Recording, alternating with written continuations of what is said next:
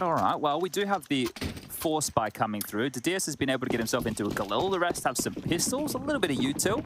Yeah, I think the Galil has come into its own recently. We see a lot more of it. I just want to see what the approach is here from these boys, right? They say they're here for experience. Well, let's see what they've got already. And Didius again, quick up banana, the opening on terrain. He's already out of the picture, out of that tech timeout. He's in the grave, has to sit back and wait a little bit longer, but there's so much pressure. They're just pushing the issue towards B. Two of them just continuing this fight forward into the Famous once more. Brokey gets two this time, and as Carrigan through the smoke, the bomb dropped loose, and banana aggression stifled again. Yeah, it was looking very good for FTW there. Bombarding their way up towards the top of banana. The first kill towards Rain. There was no response, but quickly there was. A double kill from that Famous and Carrigan dropping the bomb of the MP9. Lots of information gathered there. Plenty of time. Round not necessarily over. We've got a Jill here in KST. Tucking themselves in. Does Carrigan check the corner? Maybe. Doesn't matter. He'll go down regardless. Takes him down to 15 points of health. And Twist will spam the smoke. Unfortunate not to get the kill there. But Jill just trying to tuck himself in. We're back to a 2-on-2. Like I said, plenty of time, Chad. Could fall back to the other bomb site. Wherever they go, they can guarantee there'll be one man at most at the other bomb site. Rob's top mid here. This should be sealed right now. Look, 45 seconds left on the clock, sure, but Rob's under the porch, just jumping on in. No trade potential there. The spacing was a little bit off. And yeah, easy stuff there for FaZe. So 2-1, likely to be, well, 3-1 now, as it should be an economical coming our way. Now, if you at home want to get stuck into the Pro League action, use the hashtag ESL Pro League. Maybe you've got some stuff you want to tweet mine and Henry's way. We can have a bit of a chit chat on it in exactly rounds that we're about to see. Hashtag. The hashtag it EPL was hot takes. EPL hot takes. Remember, I mentioned it kind of was the English Premier League as well. But if people want to continue using the hashtag, I guess use that and the ESL Pro League one, so it gets collected in a different bucket. Yeah, okay. Maybe its own exclusive bucket. Yeah, that seems to work. That's a good solution. The more hashtags, the better, I've heard. Yeah, absolutely. So as Chad said, full eco here. A couple of P250s at the very most, and Rain trying to sink his teeth into this one. It'll be Brokey to follow things up with the MP9 as you expect, trying to farm some cash. And Twist, he's been told there's no armor, there's kills available. It's to his detriment though, as he will be dropped by a Jill. So a couple of kills found in a full eco. Nothing to be ashamed of whatsoever, and we'll still have a full buy here. So can't really justify all, but you wouldn't see too many of those on the T side.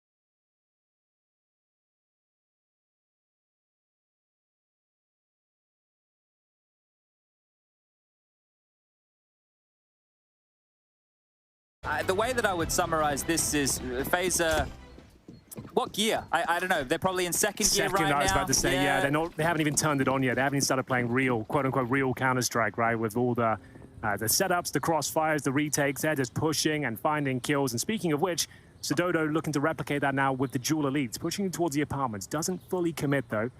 On the CT side, would need this pistol here. They did manage to win the pistol in the first half, but the second round eluded them. So in terms of the setup for FAZE here, much slower. A couple of smokes set up here. Towards the arc side. Flashbang towards quad, and just group up mentality here, and KST does not nail that first shot. But Stododo baited in with those dual elites, and he actually manages to step up here. Twist will be removed, but presumably will be dropped down. He gets himself a second frag, but Rain and Rops will be causing absolute chaos on the A side. Well, there's 2 flashes for Agil here. That's the key back into this round right now if you are FTW. But how potent are these post plants going to be? One towards Graveyard, one site, and floating around that boiler room is going to be Karrigan, but creeping through the smoke. Rain now, he's taken some fights. And it's going to be Rop just poking up his head from the Graveyard and puts one in the dirt 6 feet under. Rain chimes in for one more. Ooh, but nice shot. Dosse, that is big on the USP, a 1-on-3. This would be one way to get the fire started for FTW. So he tries to feign out the defuse. Karrigan not taking the bait whatsoever. And now he's in a lot of trouble, but the position is not great from Karrigan. It's a pre-fire. No time. But no time. You're dead on there, Chad. I was about to say, that's a fantastic result for Aras Dosse, but no time. And the round will slip by the wayside. It was looking very good there for a second, but there it is. Well, he can get at an M4. If he doesn't have, if he has the M4A1S on, he could actually get out an M4A1S and armor right here for a second round force buy. Great second shot there from Stododo, but Rop's coming down from that balcony was quick. These were tidy, very tidy shots. So look, Karrigan there ready to peel once he taps that bomb, but unfortunate on the time. An interesting question is this. Should the M4A1S be cheaper, $2,900 compared to the M4 when it's actually better? I kind of just live in the world where this is the meta we're in right now. Yeah. I try not to question those things too much. If they're the same price, I think it would be perfectly balanced at that point because it's still, you've got the option, it's not quite as good. But either way, the Galil is absolutely fine for this round as Brokey will absolutely eviscerate Stododo at the very top there. He had the scout, I believe. So there it is, an early 5-on-4, 12-4, the overall scoreline here as FaZe continue their campaign on Inferno. This was picked by FTW as well, Chad. So alarm bells going off at this stage, I would say. Definitely so. And it's a B stack as well, so this would be a save if it does end up towards A. We just got one player waiting, KST. He's got double digits so far, but not exactly the position to get multiple frags up and towards the apartments with the Deagle. Especially if they wrap around Arch as well. Yeah, he's very aware he's going to drop the smoke, but no, thinks I might need this hidey hole, and that will be... It's not even worth fighting for, even if you're him. Might as well save with the rest of the boys here. He might get a cheeky kill in Boiler or something, you're right, but yeah, a kill and getting out, because as soon as this bomb gets planted and he walks into Rops like that, the round is over. Look, one of the things here that I suppose goes... well, it's not underappreciated. Okay. I guess for the viewers who are only watching elite level Counter-Strike, the expectation that pros are going to hit shots as soon as somebody swings around a corner is pretty high, right? But if you actually play a little bit of Counter-Strike yourself, you can appreciate just how sharp these players are at producing these shots. Now, a lot goes into that, obviously knowing what your teammates are doing, knowing what utility, even knowing what the call is so you know where to look and watch, but still just the crispness in some of these shots, I think that, it's quite remarkable as we're getting a reverse boost back up onto the T-side balcony here. I don't think I've ever seen anybody bother with that before. Probably for good reason. Didn't work out. Yeah, nice idea, though, if you wanted to hunt saving CT players, checking if they're in towards the kitchen, cooking up a storm, but they're actually saving towards B. So they won't be found. Very clean round there from FaZe. Nice little A split, mid-control coming through. It was a shot from the Galil Brokey that opened things up, take down the scouts. That one here. Stododo, yes, very nice. And then this round was over as soon as Robs found the kill in towards the boiler room. But as we mentioned, 3 saved weapons. The DS with the M4A1S. It's crazy that he didn't, that we didn't have Aras Dosse hold on to that, right? That he actually dropped it to the DS with, they both had the same configuration of Kevlar and the M4. So, curious. From what I've seen, the DS is the highest rated player, right? So maybe there's something there. He's a specialist. Okay. But I bet we all want to be a silenced M4 specialist. Yeah, true. Well, there's the car one-way smoke. Flashes over the top.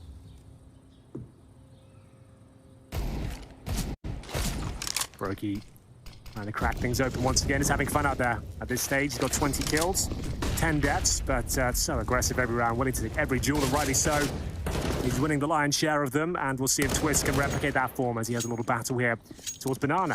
Tags up to DS, down to 74 HP, and remember, they save Deagles and Armor and the M4 here, so a competitive round. Not so much in terms of utility. Would have to have a lovely little trick up their sleeve, a boost, a crossfire, something to initiate some kills here. Otherwise, I'll be completely stifled by the smokes. How does Aras on the B-bomb site on his lonesome with a Deagle sound?